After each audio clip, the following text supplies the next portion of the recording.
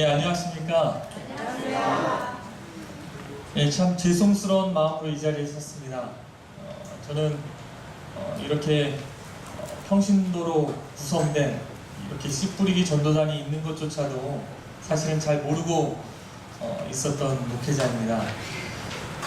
근데 제가 이 아프리카 우간다에 가보니까 정말 이 평신도의 힘이 얼마나 크고 또 필요한가를 깨닫게 되었습니다.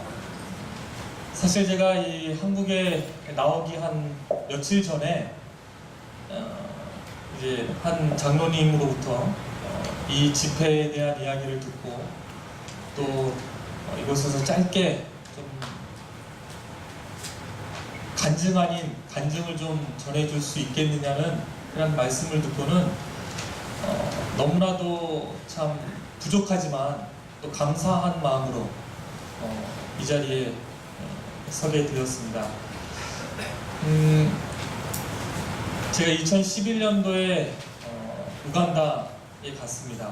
2011년에 처음 우간다에 가서 그곳에서 무엇을 할 수 있을까? 과연 하나님께서 왜 나를 이곳에 보내셨을까? 라는 고민을 참으로 많이 했었습니다. 근데 한 가지 깨달은 사실이 바로 평신도라는 그런 세 글자였습니다.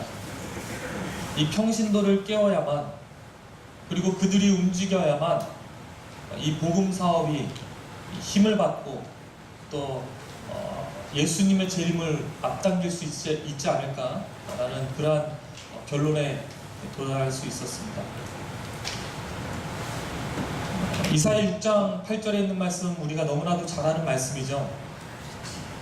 내가 또 주의 목소리를 들으니 주께서 이르시되 내가 누구를 보내며 누가 우리를 위하여 갈고 하시니 그때 내가 이르되 내가 여기 있나이다 나를 보내소서. 사실 여전히 하나님께서는 이러한 고민을 하고 계십니다. 내가 누구를 보낼까?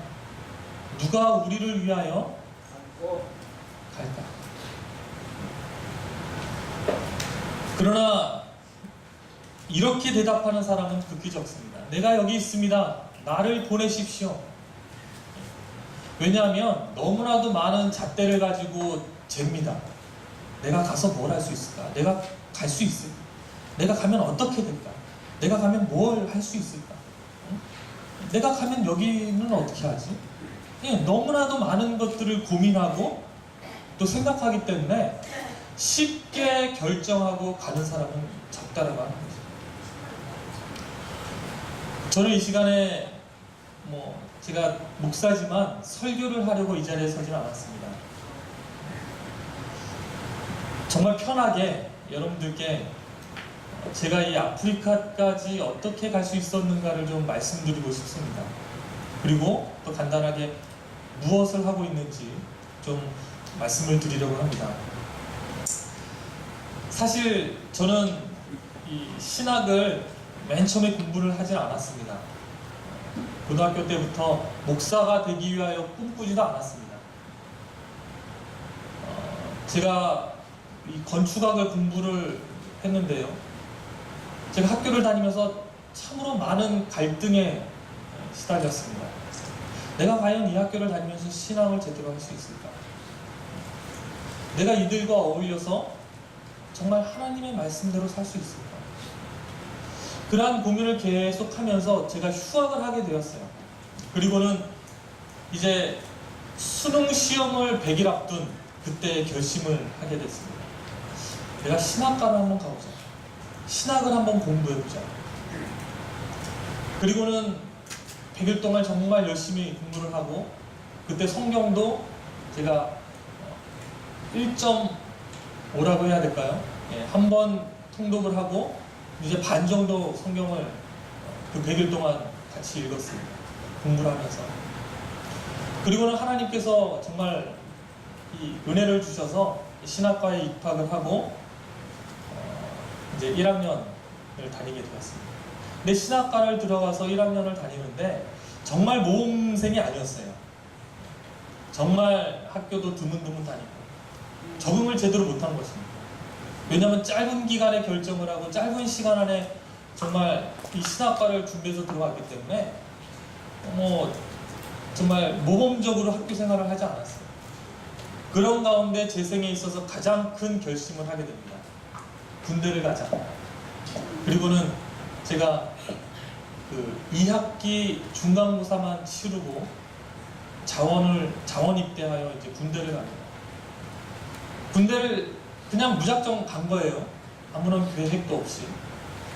근데 정말 하나님의 은혜로 그 2년 동안 안식일을 정말 잘 지킬 수 있게 해주셨습니다. 그래서 제가 제대를 얼마 안 놔둔 상태에서 하나님께 이렇게 제가 고백을 합니다. 하나님, 저에게 2년이라는 시간 동안 안식일을 지키게 해주시고 이 험한 곳에서 살아남게 하셨으니 제가 2년의 생애를 제가 해외에서 봉사할 수 있도록 해주십시오. 허락하시면 제가 가겠습니다. 그리고는 제대를 하고 2학년으로 복학을 합니다. 그리고는 이제 2학년을 마치고 바로 천명선교사를 갈 수 있게 되었습니다. 이 천명선교사를 가서는 영어도 못하고요. 할 줄 아는 것도 별로 없는 전데 저를 하나님께서 처음으로 천명선교사가 생긴 이래로 처음으로 저를 아프리카 케냐로 선교사를 보내셨습니다. 영어를 못해서 저랑 같이 이 영문학과 학생이 이제 같이 갔습니다. 삼육대학교 영문학과 학생이 저랑 같이 이제 케냐로 갔는데요. 제가 영어를 못하니까 이 친구가 계속 통역해주고 설명해주고 이제 그런 역할을 했었어요. 그리고 이제 따로 선교지로 흩어졌는데 제가 그곳에서 영어를 합니까? 어떻게 할 수 있겠어요? 사람들에게 성경을 자세히 가르칠 수도 없었고. 그래서 제가 밤에 정말 그 두뮤 램프 아래서 계속 그 성문기초영문법 그 초록색깔 조그만 책 그 책에 나와 있는 이 영문 예문을 가지고 제가 성경 단어를 몇 개 끼워놓고 해서 그 다음날 가르칠 이 성경 공부를 준비를 합니다. 그리고는 그 다음날 집 방문을 해요. 그리고 만나는 사람마다 잡아놓고 이 안 되는 영어로 성경을 가르치기 시작했습니다. 색깔도 다르고 이 초췌한 이 백인이 와가지고 성경을 가르친다니까 이 사람들이 호기심에 이 성경을 배웁니다. 그리고는 한 달, 두 달이 지났을 때 사람들이 저를 외면하기 시작했어요. 왜냐하면 그 지역의 다른 일반 개신교 목사들이 이제 백인이 돌아다니면서 짐승의 표를 나눠주니까 문도 열어주지 말아라 한 거예요. 그래서 제가 이제 문전박대를 당하고 같이 재밌게 공부하고 또 음식도 나누던 사람들이 외면하기 시작했습니다. 하지만 실망하지 않고 그 가운데서 한 영혼을 만나고 성경 공부를 하고 제가 떠날 때쯤 한 명도 없던 그 마을에 35명의 안식학교 반생들을 이제 조직을 하게 되었습니다. 그리고는 한 학교 교실을 빌려서 예배를 드리고 그리고 이제 4명의 영혼들이 침례를 받고 그리고는 제가 이 1년 후에 그곳을 떠나게 되었습니다. 제가 살던 곳이 물도 없고 전기도 없고 물을 이제 사용하기 위해서는 이렇게 1m씩 땅을 파고 30분 기다리면 물이 고여서 그 물을 조심스럽게 떠서 이렇게 마시며 살았던 곳입니다. 4명의 침례받은 영혼들입니다. 그리고는 이제 제가 2008년도에 그곳을 다시 방문했을 때는 그곳에 이 디스트릭 철치가 생기게 되었어요. 그 지역을 담당하는 큰 교회가 그곳에 생겨난 것입니다. 한 명의 영혼도 없던 곳에 이 4명의 영혼들이 그곳을 전도하게 되고 그곳에 지역을 담당하는 목사님이 파송이 돼서 그 지역을 담당하고 있는 것이었어요. 그것을 봤을 때 얼마나 은혜로운지 제가 그 심정을 말로 표현하기가 힘듭니다. 근데 사실 제가 그 1년의 경험을 마치고 돌아왔을 때 제가 2년을 하나님께 약속했잖아요, 군대에서. 사실은 제가 인간적인 마음에 그 2년 어떻게 할까 나름대로 계획을 세웠어요. 1년은 필리핀. 뭐 필리핀 갔다 오면 영어는 좀 되겠지. 이 영어가 조금 되면 이제 미국에 있는 이 미주 천명 선교사로 내가 가서 또 1년을 좀 봉사를 해야 되겠다. 그럼 영어는 완벽하게 해서 돌아오겠지 라는 생각을 하고 있었어요.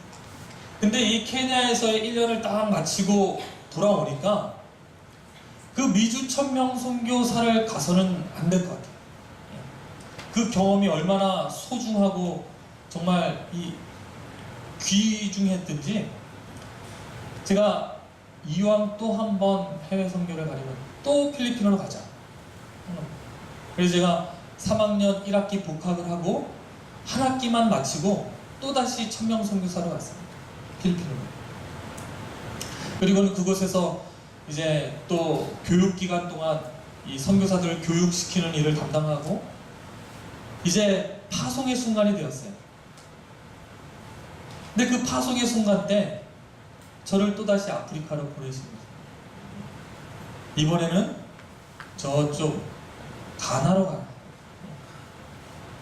그래서 제가 천명선교사 생긴 이래 처음으로 이 2번 선교사를 갔을 뿐만 아니라 2번 다 아프리카로 간 선교사. 그리고는 가나에서 1년을 또 정말 은혜로운 기간을 마치고 제 돌아오는 그 비행기 안에서 하나님께 이런 또 이 딜 아닌 딜을 하게 됩니다. 하나님, 저를 목회 채용해 주시면 목회를 채용해 주시면 제가 아프리카로 다시 돌아오겠습니다. 돌아오는 시기는 하나님께서 정하시겠지만 될 수 있으면 제가 안수받고 아프리카로 돌아올 수 있으면 좋겠습니다. 기꺼이 보내시면 제가 가겠습니다. 라는 그런 약속을 합니다. 이 가나에서 비행기 타고 올 때요. 그리고는 제가 이 신학과를 들어가서 정말 모범적으로 가장 긴 기간 동안 3학기를 다 다니고 졸업을 합니다. 졸업을 하고 제가 이왕이면 선교사를 내가 가려면 이 영어학원으로 목회를 나가자. 그래서 영어학원으로 목회를 나갔습니다. 다행히 채용이 되어서 영어학원에서 목회를 하고 제가 안수를 받은 그 해 이 우간다로 선교사를 보낸다는 지회에서 뜻밖의 공모를 보게 됩니다. 사실 이 아프리카는 이 부가테 지회 소속이 아니기 때문에 선교사를 보내기에는 굉장히 많은 절차와 또 어려움이 있습니다. 하지만 정말 우연찮게 이 우간다에서 선교사가 필요하다는 그러한 이 부가테 지회 그러한 소식을 듣고 공모를 내고 제가 그 공모를 보자마자 바로 지원을 하고 이제 2011년에 우간다를 가게 되었습니다. 사실 하나님의 그 계획하심은 제가 제 생애에서 너무나도 많은 경험을 하게 되었습니다. 하나님께서 이렇게 사람을 준비시키시는구나 하는 것을 깨닫게 되었습니다. 어떤 사람들이 이런 얘기를 합니다. 한국에도 많은 사람들이 복음을 필요로 하고 있는데 왜 굳이 해외로 나가느냐? 왜 해외 선교를 하느냐? 하지만 이 일은 꼭 필요한 일입니다. 바로 이 복음 사역자에 있는 말씀입니다. 다른 나라들의 어려운 형편들이 내 앞에 나타났을 때에 나는 그들의 필요를 절감하였다. 세계 각지에서 하나님의 천사들은 얼마 전까지만 해도 진리의 기별에 대해서 잠겨져 있던 문들을 열고 있다. 인도로부터, 아프리카로부터, 중국으로부터, 그리고 그 외의 여러 다른 곳들로부터 와서 우리를 도우라는 부르짖음이 들려오고 있다. 외방 선교 사업에 아낌없는 무아의 정신을 나타내는 것은 국내 선교 사업을 향상케 하는 틀림없는 방법이다.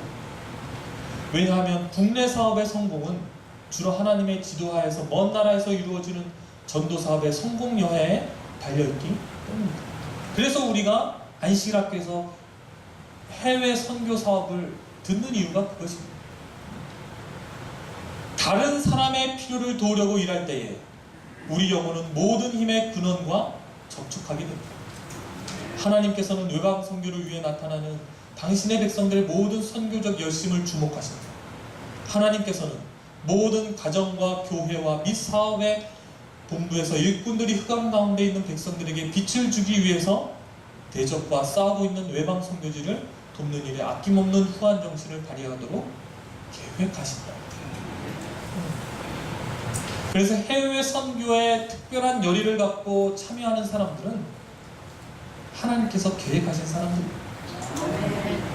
그 일을 위해 특별하게 하나님께서 디자인한 사람들. 그리고 그들을 통해서 국내에 있는 우리가 또 어떻게 되는 겁니까? 힘을 받아 열심히 또 우리의 이웃들에게 전도할 힘을 얻게 되는 거죠. 또 있습니다. 열렬한 그리스도인인 어떤 한 미국인 실업가는 이야기 가운데 자기는 그리스도를 위해서 하루 24시간 일하노라고 말하였다. 그는 저는 모든 실업 관계에서 주님을 나타내려고 했습니다. 기회가 있을 때마다 다른 사람들을 주님께로 인도하려고 노력하죠. 저는 낮에는 온종일 그리스도를 위하여 일하고 있습니다. 그 사람 자체가 일을 하고 있습니다. 그리고 밤에 제가 잘 때에는 주님을 위해서 일하는 한 사람이 중국에 있습니다. 이 말은 뭐냐면 이 한 사업가, 이 실업가가 바로 중국에 있는 사람을 재정적으로 후원하여 그가 전도할 수 있도록 돕는다는 것입니다. 그가 직접 깨어 있을 때는 직접 나가서 전도하고 또 복음을 전하지만 또 자기 자신이 잠들고 쉬어야 할 때는 재정적으로 저 먼 해외에 있는 사람들을 도와서 그가 또 전도할 수 있도록 돕는다라고 하는 것입니다. 그래서 그가 24시간 자기는 그리스도를 위해서 일하고 있다라고 말할 수 있는 것입니다. 왜 한 교회의 신자들이나 혹은 작은 몇몇 교회가 연합하여 외국에 선교사를 보내지 못합니다. 만일 저들이 자기 자신들을 부인하면 능히 이 일을 할 수 있다. 형제 자매들이여, 이 큰 사업을 돕지 않으려는가? 나는 그대들이 그리스도를 위해서 무엇인가 하기를 원하며 또 그 일을 즉시 행하기를 원하는 바이다.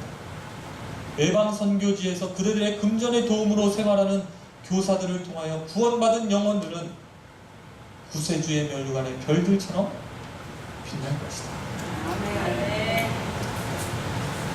제가 시간 관계상 자세히 얘기는 못 드리지만 제가 2011년부터 정말 2011년에 처음 갔을 때 하나님께서 왜 이곳에 보내셨을까? 내가 무엇을 할 수 있을까? 정말 짧게 고민을 했습니다. 근데 하나님께서 답을 금방 주셨어요. 바로 평신도 사역자라고 하는 거죠. 지금 거의 3년 반이 흐른 지금은 거의 52명의 평신도 사역자들을 제가 한국에서 또 미국에서 후원을 받아서 그들을 돕고 있습니다. 그들이 일할 수 있도록. 52명이라면 여러분들 제가 속한 그 대회, 한국으로 말하면 영호남 합회를 합친 그런 크기만한 대회에 제가 속해 있는데요. 그 대회의 목회자 수가 25명입니다.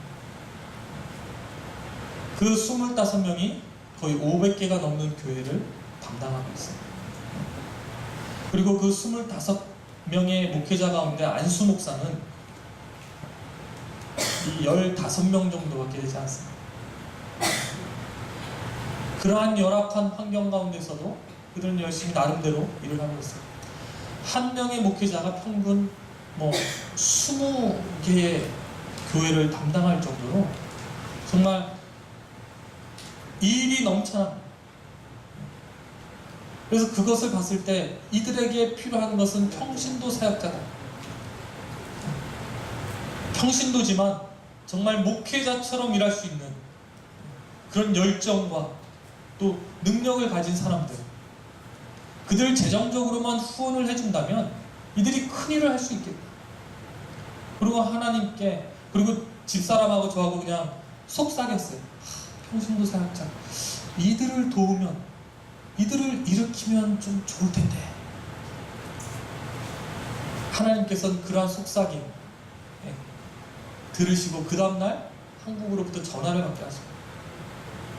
그리고 한 장로님으로부터 혹시 평신도 사역자가 필요하냐는 질문을 받았어요. 그리고는 제가 너무나도 필요하다, 하나님의 응답이라고 장로님께 말씀드리자 그 장로님이 10명을 후원해 주겠다. 그리고 10명으로 시작했습니다. 그리고 얼마 지나지 않아, 몇 개월 지나지 않아서 또 한 장로님으로부터 연락을 받았어요. 이 자리에 계신 장로님, 그 장로님께서 평신도 사역자 필요하지 않습니까? 네, 필요합니다. 10명 해드리겠습니다. 그리고는 그렇게 20명으로 그 2011년 평신도 사역자를 시작했습니다. 그리고는 3년 반이 지난 지금 52명 평신도 사역자를 후원하고 그들이 교회를 담당하고 있습니다. 사실 작년 한 해 동안 40명의 평신도 사역자들이 1800명의 영혼들을 하나님께 인도했습니다. 그리고 20개 정도의 교회를 또 개척을 그들이 했습니다. 여러분, 이 일은 정말 하나님께서 그토록 원하고 바라시던 일이었어요. 근데 그분께서는 누군가를 기다리셨습니다. 헌신할 누군가를 기다리고 계셨어요. 그리고 이 사업의 필요성을 깨닫는 누군가를 기다리고 계셨던 것입니다. 우리 김장님께서 얘기하셨던 것처럼 우리가 그것을 필요성을 깨닫고 그것을 위하여 우리가 움직일 때 하나님께서는 복 주시는 것입니다. 하나님께서는 그 일을 가능토록 하시는 것입니다. 우리가 그것이 가능하느냐, 이것이 꼭 이루어질 사업이냐를 고민할 필요가 없는 것입니다. 왜냐하면 이 일은 맞춰져야 할 일이에요. 이루어져야 할 일이기 때문입니다. 그리고 하나님께서 이루실 일이기 때문입니다. 그래서 제가 이 평신도 사역자들, 그 52명의 평신도 사역자들, 사실 목회자가 25명인데 이 52명의 사역자들을 관리하고 담당하는 후원하는 것이 쉬운 일은 아닙니다. 하나님께 지혜를 달라고 이들을 어떻게 효과적으로 지혜롭게 할 수 있는지, 이들은 교육받지 않은 그런 사역자들입니다. 어떤 사람은 초등학교도 제대로 졸업하지 못한 사람도 있어요. 어떤 사람은 뭐 중고등학교도 제대로 공부하지 못한 그런 사람들도 있습니다. 하지만 그들이 이 지도자로서 교인들 앞에 섰을 때는 그 누구보다도 강력한 그런 힘을 갖게 됩니다. 그래서 제가 그들이 모일 때마다 교육하고 또 세미나를 통해서 그들이 계속해서 발전할 수 있도록 돕고 있습니다. 성경이 이렇게 말씀을 하고 계시죠. 예수님께서도 말씀을 하셨습니다. 축소할 것은 많되 일꾼이 없다. 여러분은 이 아프리카는 정말 너무나도 할 일이 많은 그런 곳입니다. 너무나도 이 인도할 사람들이 많은 그런 곳입니다. 그리고 아프리카 선교는 지금이 적기이기도 합니다. 왜냐하면 여러분들 이 아프리카는 아직까지 전기가 들어가지 않은 곳이 많습니다. 그리고 도로가 발전되지 않은 곳이 많아요. 그런 곳에 가면 사람들이 굉장히 순수합니다. 말씀에 열려 있어요. 복음에 굶주려 있습니다. 이 평신도 사역자들을 움직여서 그곳에 계속 침투를 시키고 그들을 통해서 복음을 전해야 하는 그런 아주 긴박한 그런 시기에 있습니다. 저 혼자는 감당할 수 없는 일, 제가 그곳에 막 다니면서 할 수 없는 일들. 왜냐하면 하루가 다르게 아프리카도 발전하고 있기 때문에 전기가 들어가고 도로가 좋아지면 사람들의 마음의 문은 쉽게 닫혀지게 되어 있어요. 더 이상 이 말씀 한마디로 감동받고 또 굳어지게 되어 있습니다. 그래서 너무나도 지금 필요한 시기, 너무나도 적기이고, 제가 우간다에 대한 소개는 다음에 기회가 있으면 하도록 하겠습니다. 아까 읽었던 그 말씀처럼 와서 우리를 도우라는 부르짖음이 계속해서 나오고 있는 것입니다. 평신도 사역자들이 올해 제가 1월부터 이 7월까지의 또 이 사역자들이 일하는 것들을 보니까 그 52명의 사역자들이 지금 1,300명이 넘는 그러한 이 영혼들을 또 하나님께 인도를 했습니다. 그들을 이용해서 계속 침투시키고 복음을 전해야 하는 것입니다. 그 일이 우리에게 놓여 있는 것입니다. 어떻게 보면 단순한 선교적 방법이 오늘날 저 아프리카에는 통한다라고 하는 것입니다. 그리고 필요한 일입니다. 그냥 성경 한 권 들고 사람들을 만날 때 쉽게 회심한다는 것입니다. 그리스도를 받아들이고 하나님께 나아온다는 사실입니다. 구석구석 그들을 통해서 전도할 수 있는 것입니다. 복음이 필요한 곳에 우리가 파송할 수 있는 것입니다. 사실 지금 제가 속한 대회장님, 우리나라로 말하면 이제 합회장님이죠. 합회가 되기 이전에 그런 이 대회장님이 바로 이 평신도 사역자 출신입니다. 누군가로부터 후원을 받아서 그가 사역을 시작한 거예요. 복음을 전하기 시작한 거예요. 그리고는 그가 계속해서 복음을 전하는 일을 하다가 기회가 돼서 이제 신학을 공부하고 지금은 이 대회의 대회장으로서 일을 하고 있는 것입니다. 바로 우리가 이 평신도 사역자를 통해서 미래의 지도자를 또 키울 수 있는 것입니다. 그리고 그들을 통해서 더 큰 일을 우리가 할 수 있도록 하는 일이기 때문에 사실 이 사진에 보는 이 사역자도 사실 중고등학교를 나오지 않은 그런 사역자. 근데 이 사역자가 하는 일을 보면 너무나도 훌륭한 일을 정말 일선에 있는 그 교육을 받은 목사님들보다도 더 열심히 조직적으로 복음 사업을 하는 것입니다. 그래서 제가 이 친구를 어떻게 할까 고민을 하다가 그래 고등학교라도 마치게 해주자. 고등학교를 마치면 뭐 또 혹시 기회가 돼서 대학교를 갈 수 있는 기회가 생기지 않을까.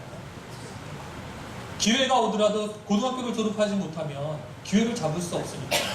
그래서 지금 교복을 입고 있는 모습, 사역을 하면서 틈틈이 고등학교를 가서 공부를 하고 지금 이제 한 2년 정도 공부를 더 하면 고등학교를 마칠 그런 친구입니다.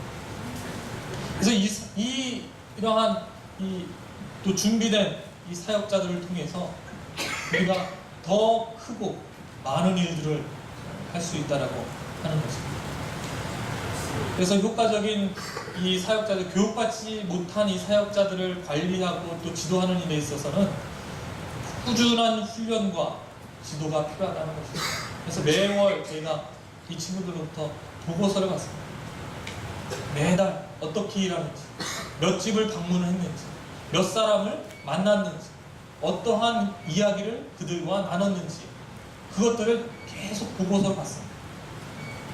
그리고 그들이 계속해서 전도회를 통해서 집집 방문을 통해서 복음을 전할 수 있도록 계속 후원해주고 또 훈련을 시키고 있습니다. 다양한 세미나를 통해서 그리고 다양한 방법을 통해서 그들에게 힘을 주고 용기를 주는 일들을 오간다에서 하고 있습니다. 세상 사람들은 복지가 목적이지만 우리 그리스도인들은 사람들이 필요한 복지를 통해서 선교를 하게 됩니다.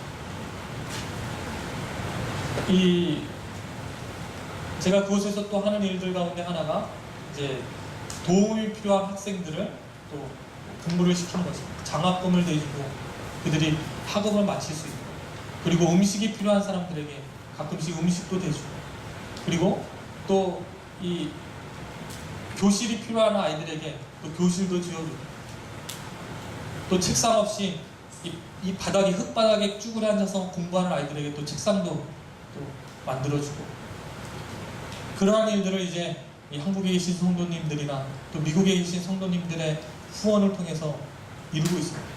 그러한 모든 것의 목적은 결국 무엇이겠습니까?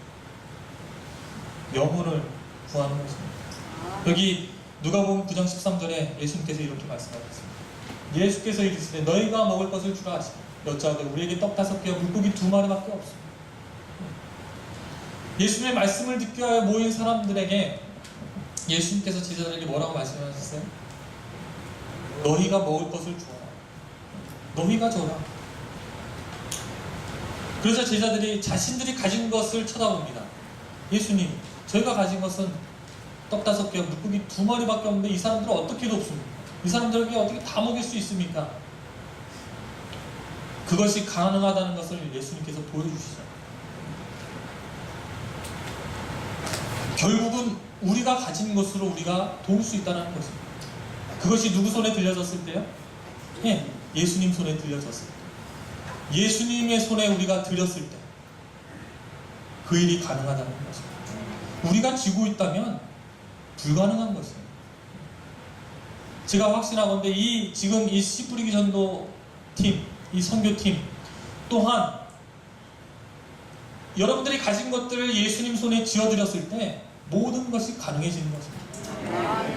여러분들이 가진 것 그냥 손에 쥐고 쳐다보지만 마시기 바랍니다.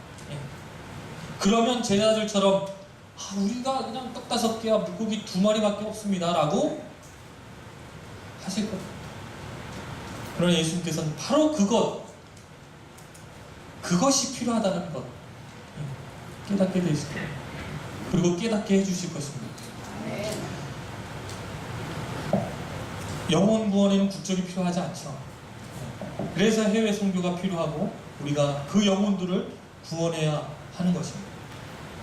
그리고 이러한 일들을 통해서 바로 우리가 소망하는 예수님의 재림을 앞당길 수 있는 것입니다. 우리는 재림교인입니다. 그렇죠? 그리고 재림교인이고 재림교인으로 살아가야 하고 재림을 맞이해야 하는 백성들입니다. 그렇다면 우리 마태복음 24장 14절에 말씀하신 것처럼 이 복음이 땅끝까지 이루도록 우리 모두가 노력해야 하는 것입니다. 그래야만 우리가 재림 성도로서 제대로 살아갈 수 있기 때문에 예수님께서 맡겨주신 사명과 또 일은 너무나도 중요하고 또 분명합니다. 그렇게 우리가 기도하면서 그리고 기도해 주면서 이 일을 같이 마무리해 나가시기를 간절히 기도합니다. 그래서 정말 짧지만 다 말씀드릴 수는 없고요. 그리고 또 다른 기회가 있다면 여러분들께 더 많은 이야기를 전해드리고 싶습니다. 부탁드리기는 이 우간다 이 선교사 저희 가정을 위해서 여러분들이 기억하실 때마다 기억나실 때마다 기도해 주시고 또 그곳에서 일하는 우리 평신도 사역자들을 위해서 계속 끊임없는 응원과 격려와 또 기도 부탁드리겠습니다. 감사합니다.